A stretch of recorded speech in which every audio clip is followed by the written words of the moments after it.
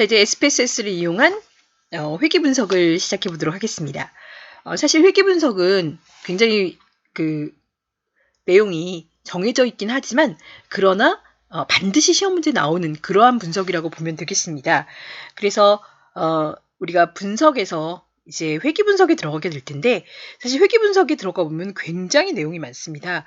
그만큼 우리가 이제 사조사 2차에서 다루는 그 문제는 선형이 기본이 되는 회귀 분석이지만 사실 회귀 분석이라는 것은 독립변수들이 설명하는 종속변수를 설명하는 그 식을 만들어내는 것이기 때문에 굉장히 다양한 식을 만들어낼 수가 있습니다. 그러나 기본적으로 선형으로부터 시작해서 이제 다양한 식이 2차식, 3차식 그런 것들, 그런 모든 것들도 다 회귀 분석이라고 할 수 있으나 우리가 다루게 되는 것은 바로 선형 회귀 분석이라고 할 수 있겠죠.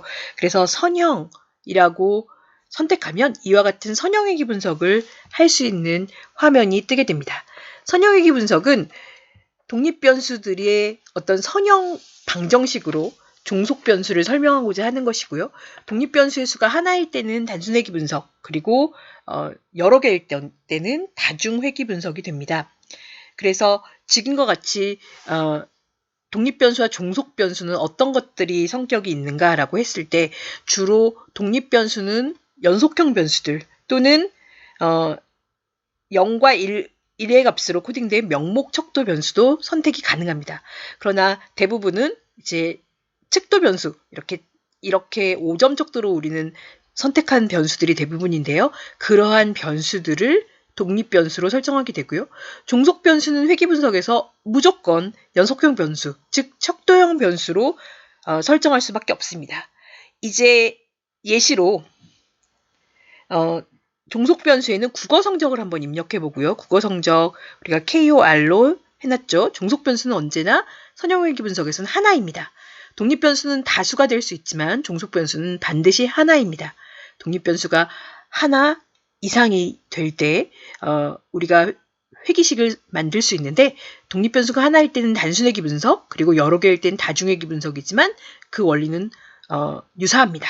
그래서 선형의 식으로 독립 변수는 여러 개가 같이 설정이 될 수도 있고요. 지금 현재 독립변수에는 학업 만족도라는 SA를 옮겨놓기로 하고요. 그리고 종속변수가 국어 성적인데 수학 성적과 어떤 상관이 있나 보기 위해서 연산 성적, 그리고 도형 성적, 그리고 M3라고 하는 측정 성적 이렇게 들어가 보도록 하겠습니다. 자, 이와 같이 독립변수는 지금 총 4개를 가지고 하는 것이고요. 독립변수의 방법 입력이라고 되어 있죠. 4개의 독립변수를 모두 입력해서 회귀 분석을 수행한다는 의미입니다. 일반적으로 디폴트로 입력이라고 되어 있는데 독립변수를 4개 했으면 4개를 한꺼번에 다 입력해서 그렇게 회귀 분석을 하겠다, 회귀식을 만들겠다 그런 의미라고 보면 되겠습니다. 이제 확인을 누를 텐데요. 사실은 여러 가지 통계량, 도표 이런 것들도 있고 이렇게 독립변수를 입력하는 방법 중에서도 이렇게 보면은 단계 선택, 제거, 후진, 전진 이런 식으로 몇 가지 방법이 있습니다. 사실 주로 시험 문제에 나오는 것은 입력과 단계 선택이라고 할 수 있는데요. 일단 기본적으로 4개를 한 번에 다 넣어서 그렇게 회귀식이 어떻게 나오는지 보기 위해서 먼저 이렇게 가장 단순하게 다른 것들 선택하지 않고 회귀식의 결과화면을 확인해 보도록 하겠습니다. 자, 이제 확인을 눌러보죠. 자, 회귀 모형 같은 경우에 지금 이제 3개의 표가 나오게 됩니다. 4개의 표가 나오는데요. 첫 번째 표는 사실 진입 제거된 변수에 대한 얘기이기 때문에 우리가 입력을 선택해서 한 번에 다 이 4개의 독립변수가 한 번에 다 입력됐다라는 것이 나옵니다. 그래서 실제로 결과는 이 3개 화면으로 그렇게 해석하면 되는데요. 첫 번째 결과표는 모형 요약이라는 것이 나옵니다. 모형은 하나였고 제일 처음에 나온 것은 R인데요. 우리 R을 뭐라고 얘기했냐면 다중 상관계수입니다. R은 상관계수이지만 여기서는 다중선형 회귀 분석을 했기 때문에 다중상관계수라고 할 수 있어요. 즉 4개의 독립변수, 지금 이렇게 4개로 설정된 독립변수가 한꺼번에 종속변수 국어 성적에 미치는 상관관계라고 보면 됩니다. 그래서 하나하나가 아니라 4개 독립변수와 종속변수 국어 성적 간의 다중상관계수는 0.873 상당히 높죠. 우리가 상관계수는 언제나 플러스 마이너스 1의 범위를 갖게 되고 플러스 마이너스 1에 가까워지면 가까워질수록 더 상관관계가 높은 거라고 해석했잖아요. 그래서 0.873 상당히 높다고 알 수 있고요. 그리고 R제곱, 바로 결정계수죠. 결정계수는 다중상관계수인 R의 제곱입니다. 그래서 0.873을 제곱해서 0.762. 결정계수의 의미는 모형이, 회귀 모형이 종속변수인 국어 성적을 약 76.2% 설명한다는 뜻입니다. 이것도 역시 그래도 설명력이 어느 정도 된다는 의미라고 하겠습니다. 수정된 R제곱은 우리가 수정결정계수 이렇게 얘기를 하죠. 그래서 일반적으로 R제곱보다는 더 작은 값을 갖게 됩니다. R제곱이 1이 아닌 이상 언제나 수정된 R제곱은 더 작은 값을 갖는다고 보면 되는데요. 사실 모형이 하나밖에 없기 때문에 수정된 R제곱이 여기서는 특별하게 어떤 의미가 있는지 없는지는 해석하기가 좀 어려운데요. 만약에 모형이 또 다른 모형이 있다. 그렇다면 그 모형에서 수정된 R제곱을 가지고 수정된 R제곱이 더 높다면 그것이 더 바람직한 모형이다 라고 할 수가 있어요. R제곱은 독립변수의 수가 증가하면 항상 증가하지만 수정된 R제곱은 모형의 새로운 독립변수가 증가한다고 해서 늘 증가하는 것이 아니라 모형에 추가되는 독립변수가 유의미한이라는 표현이 좀 그런데 이제 적절한 추가하는 것이 더 적절하다라고 봤을 때 수정된 R제곱도 같이 증가한다라고 보면 되고요. 그렇지 않다면 수정된 R제곱은 오히려 더 낮아지게 됩니다. 추정값의 표준오차는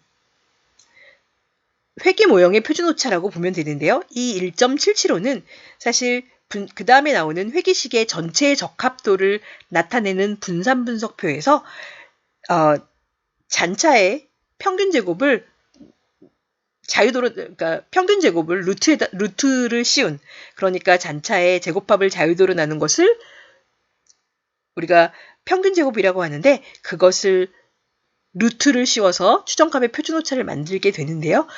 그렇게 나오는구나 정도로만 기억하면 되겠고요. 자, 분산분석표가 나오는 것은 바로 회귀식 전체의 적합도를 의미하는 거였죠. 그래서 회귀계수 하나가 유의미한가 그렇지 않은가 하는 것은 T검정을 하지만 그렇지 않고 4개의 독립변수가 한꺼번에 다 작용한 회귀 모형, 그 회귀 모형이 적합한가 하는 회귀식의 적합도 검정은 분산분석으로 F검정을 한다고 했습니다. 그래서 분산분석의 규모가설은 지금 4개의 독립변수가 있죠.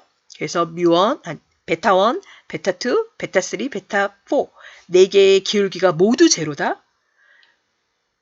그것이 기각돼야지만 최소한 어느 하나는 0이 아니다 라고 기각이 돼야지만 최소한 어느 하나의 독립변수는 종속변수에 유의미한 영향을 미친다고 할 수 있겠죠. 지금은 제곱합, 회귀 모형의 제곱합과 잔차, 회귀 모형에서 설명하지 못하는 변동이죠. 두 개를 합해서 합계가 됐고요. 우리가 이것을 SSR, SSE 두 개 합해서 SST라고 간단하게 얘기를 했었고, 회귀 모형의 자유도는 독립변수의 수였죠. 4개. 그리고 잔차는 92개인데 우리가 n-k-1 해서 전체 지금 표본수는 96, 이것이 n-1이기 때문에 97개의 표본을 가지고 쌍을 만들 수 있었던 게 97개였나 봐요. 그래서 97개의 표본을 가지고 분석을 했고 잔차는 표본의 수 97개에서 회귀 개수의 수만큼 자유도가 빠지죠. 그래서 97 마이너스 독립변수의 수 4 그리고 절편을 위해서 하나가 더 빠지는, 그렇게 해서 n-k-1 이렇게 자유도가 만들어집니다. 평균제곱이 바로 분산의 개념이죠. 제곱합을 자유도로 나눈 값이 바로 평균제곱입니다.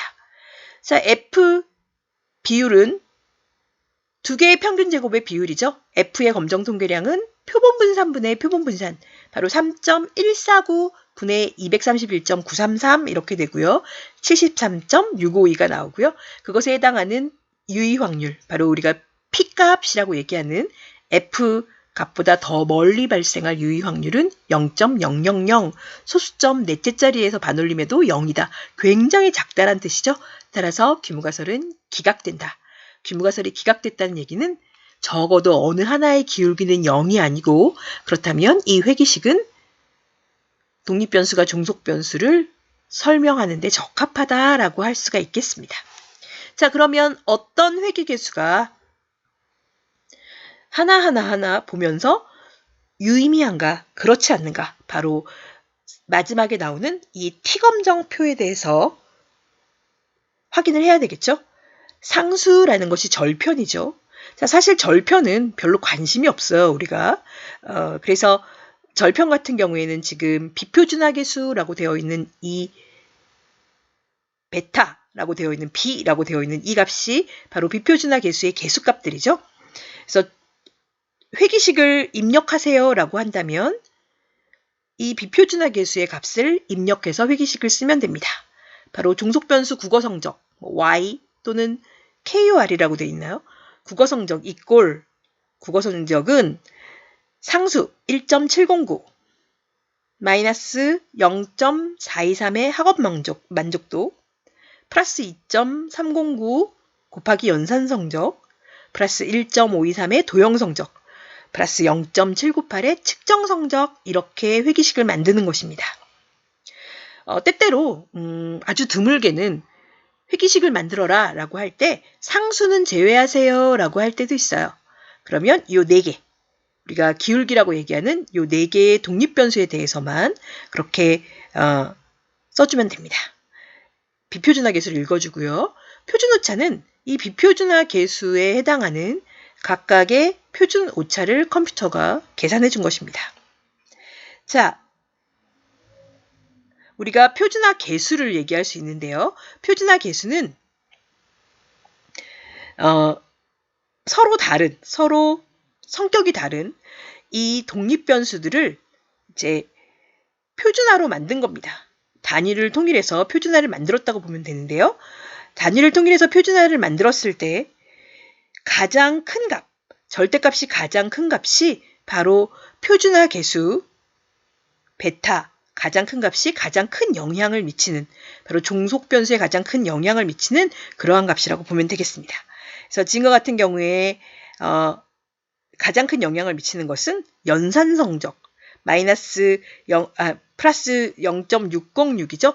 그래서 마이너스나 플러스와 상관없이 절대값이 가장 큰 0.606이라고 나와 있는 연산성적이 국어성적에 가장 큰 영향을 미치는 변수라고 할 수 있겠습니다. 자, T통계량은 비표준화계수에서 보여지는 회기계수, 이것이 회기계수잖아요. 비표준화계수의 베타값을 표준오차로 나눈 그 값이 바로 T통계량이라고 할 수 있어요. 그래서 우리가 직접 구할 수도 있지만 컴퓨터에서 이렇게 착하게 구해주죠. 그 T통계량에 해당하는 각각의 유의 확률을 제공해주고 있습니다. 우리가 유의 확률은 P값이라고 얘기하고 주어진 유의 수준보다 작으면 귀무가설을 기각하죠. 그래서 귀무가설은 지금은 하나하나에 대해서, 회기계수 하나하나에 대해서 0인지 아닌지를 확인하고 귀무가설의 기각 여부를 결정할 수가 있습니다.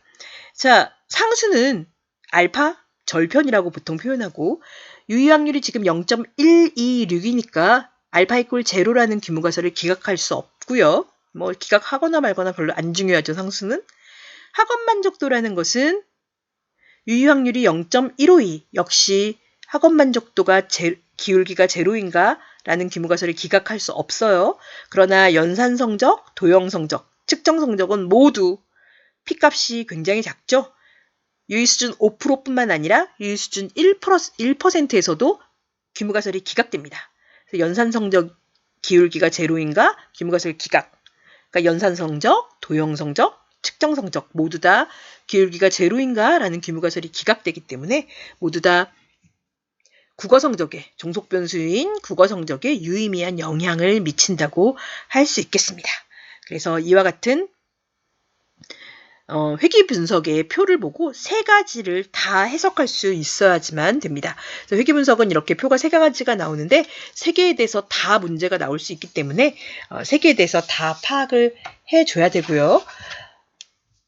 우리가 교재에 비표준화 계수를 적용해서 이제 회귀식을 써놓는 것도 같이 봤죠. 그래서 이렇게 1.709부터 쭉 나열해서 회귀식을 만들 수 있어야 되고요.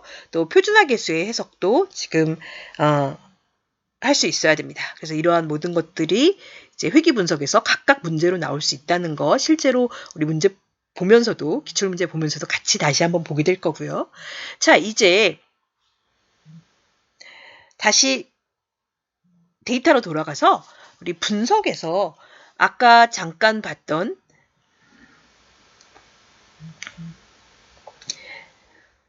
똑같은 상황에서 단계적 모형을 한번 선택해 보기로 해요.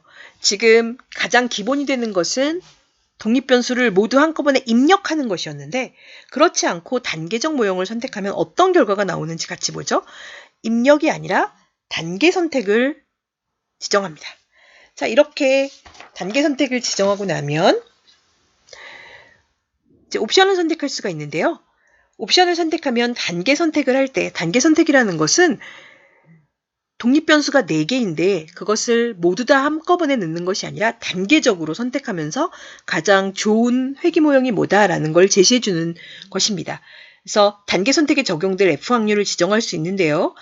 진입 0.05, 제거 0.10 이것이 기본값으로 설정되어 있는데 문제에서 이것을 바꾸라고 할 수도 있어요.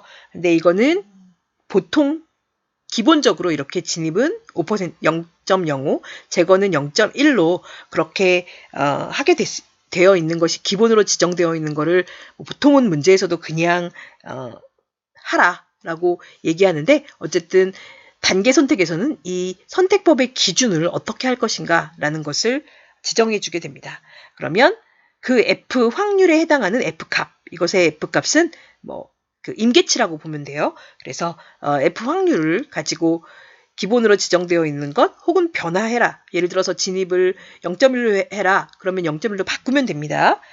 방정식의 상수를 포함하고요. 계속을 눌러주고 난 다음에 확인을 눌러보죠. 자, 아까 입력으로 했을 때 회귀 모형과 좀 다르죠? 입력은 한 번에 4개를 전부 집어넣는데 이와 같이 단계적으로 단계적으로 했을 때 진입과 제거가 된 변수를 선택을 했습니다. 이것은 어떤 의미냐면 모형을 3개를 지금 돌렸다는 얘기예요. 그래서 제일 처음에 제일 영향력이 큰 것부터 먼저 진입을 하게 된다는 뜻인데요. 그래서 지금 첫 번째에서 보여주는 것은 측정 성적이 제일 먼저 진입했고 그 다음에 연산 성적, 그 다음에 도형 성적 이런 순서대로 집어넣습니다. 종속변수 국어 성적을 설명할 때 분명히 4개였는데 그쵸? 4개를 우리가 독립변수로 지정했는데 단계적 선택을 하면 모형이 3개밖에 나오지 않았어요. 그 이유는 무엇이냐면 총 3단계에 걸쳐서 4개 중에 3개를 선택하는 것이 제일 좋은 모형을 만드는 방법이었다. 그렇기 때문에 3개까지만 선택이 된 것입니다. 자, 모형 요약이 나오고 있는데요. 모형이 지금 하나가 아니라 3개죠. 그래서 모형 요약을 보면 첫 번째 모형, 두 번째 모형, 세 번째 모형인데 첫 번째 모형은 측정 성적, 두 번째는 연산 성적까지 들어간 거, 세 번째는 도형 성적까지 독립변수로 들어간 모형이라고 보면 됩니다. 자, 그래서 설명력을 보면 1번 모형, 2번 모형, 3번 모형 점점 더 독립변수의 수가 추가되기 때문에 당연히 R은 점점 높아지고요. R제곱, 바로 수정된 결정계수도 점점 증가합니다. R제곱은 증가하고 수정된 결정계수도 점점 증가합니다. 당연히 R이 증가하면 R제곱은 당연히 증가하는 것이고요. 그쵸? 자, 지금 첫 번째 모형은 상수가 상수가 있고 측정 성적만, 두 번째는 측정 성적과 연산 성적까지, 그다음에 세 번째 모형은 측정, 연산, 도형 이렇게 세 개의 변수가 들어간 것을 알 수 있습니다. R제곱도 높아지는 건 당연하고 수정된 R제곱도 계속 높아지기 때문에, 그리고 추정값의 표준오차는 점점 줄어들고 있죠. 설명력이 높아지니까 당연히 표준오차는 감소해요. 그래서 이렇게 증가하는 이 모형이 최고다. 자, 우리 4개짜리였던 것을 한번 비교해 볼까요? 4개짜리는 R제곱은 0.762. 바로 우리가 3개 집어넣었을 때, 지금 똑같은 모형에서 3개 집어넣었을 때 0.757보단 높아요. 그런데 수정된 R제곱을 볼까요? 얘는 4개짜리가 0.752였어요. 그런데 3개짜리일 때는 어떨까요?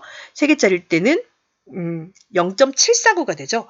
그래서 지금 이 모형에서도 역시 수정된 R제곱이 조금 더 높긴 하지만, 그러나 가장 베스트한 모형은 3개짜리를 집어넣었을 때, 즉 학업 만족도라는 것은 지금 유의하지 않았었잖아요. 그래서 요 3개를 집어넣었을 때 가장 베스트한 모델이 나왔기 때문에 단계적 회계에서는 3개까지만 하라라는 것을 권하고 있어요. 자, 분산 분석을 하면 역시 마찬가지로 모형이 3개였기 때문에 3번에 대한 분산 분석 결과가 나옵니다. 자, 첫 번째 모형, 바로 측정 성적만 넣었을 때는 자유도가 1이죠. 독립변수가 하나니까. 이것도 역시 유의 확률은 0.000으로 설명력이 있고, 독립변수가 2개 집어넣은 두 번째 모형도 역시 유의하다라고 나오고요. 세 번째 모형도 유의하다라고 나오는데, 이제 회귀개수를 보죠. 회귀개수도 첫 번째, 두 번째, 세 번째 모형으로 이렇게 나옵니다. 권장하는 건 세 번째 모형이다 라는 의미고요. 첫 번째 모형, 측정 성적 하나만 집어넣었을 때 T값 나오죠. 10.960, 굉장히 높아요. 그렇죠? 그리고 첫 번째 모형에서는 이제 상수 9.746 플러스 2.267 측정 성적만 나오는 것입니다. 그리고 두 번째 모형에서는 상수가 6.804, 측정 성적 1.385, 연산 성적 1.623. 첫 번째 모형에서는 기울기가 2.267이었는데 연산 성적이라는 것이 들어오면서 기울기가 1.385로 바뀌게 되죠. 마찬가지로 세 번째 모형에서 도형 성적까지 들어오면서 기울기는 다 바뀝니다. 왜냐하면 어차피 하나에서 설명할 때와 그 다음에 또 다른 변수가 들어올 때 서로 영향력이 다르다는 의미인데요. 사실 측정 성적과 연산 성적 사이에 뭐 상관관계가 있을 수도 있고, 이렇기 때문에 모형이 바뀌면 또 다른 독립 변수가 들어오면 각각의 기울기도 서로 달라지게 됩니다.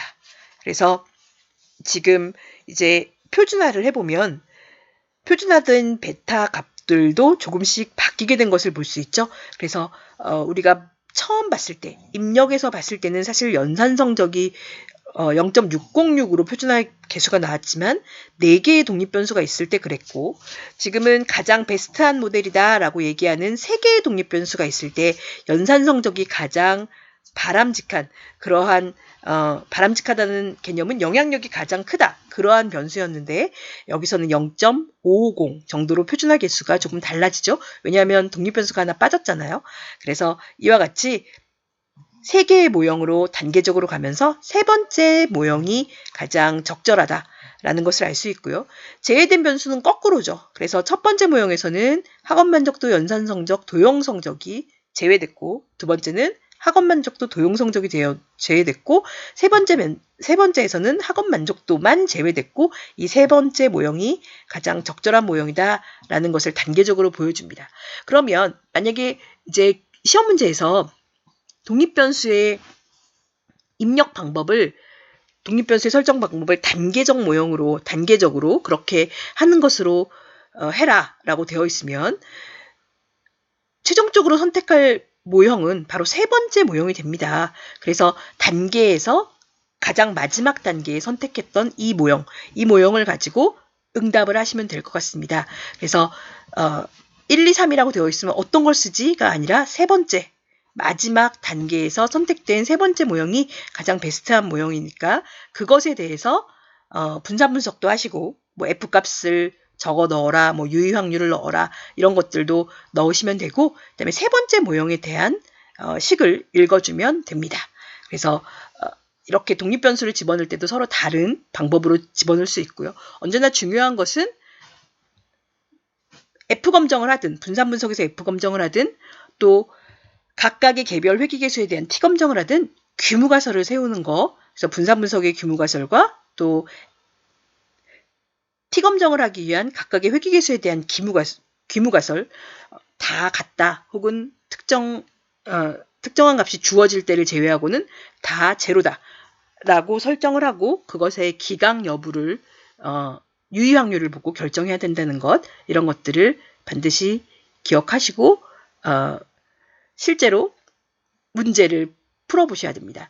왜냐하면 실제 문제에서는 조금 더 지금 우리가 예제로 본 것보다 조금 더 난이도가 있는 문제들이 나오니까요. 그리고 변수도 중간에 지금은 있는 변수를 썼는데 사실은 변환해서 만들어서 그 변수들 간의 관계를 봐야 될 때도 있고 때로는 변수가 이제 특히 독립변수가 연속형 변수가 아니라 제로와 1의 값을 갖는 그러한 범주형 변수가 될 수도 있거든요. 그래서 그러한 경우들이 나오는 다양한 문제들을 풀어보시면서 이제 익숙하게 해석할 수 있는 그러한 연습들을 하셔야 됩니다. 자, 이제 우리는 회귀 분석까지 봤기 때문에 본격적으로 이제 실제 SPSS의 실습 문제들을 기출 문제들을 보면서 또 회귀 분석뿐만 아니라 다른 분석까지 같이 그렇게 풀어보도록 하겠습니다.